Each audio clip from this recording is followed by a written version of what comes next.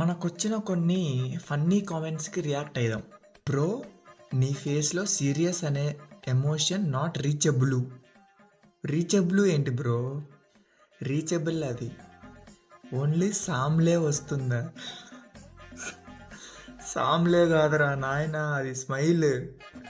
చాపు కోలేని sadness dear.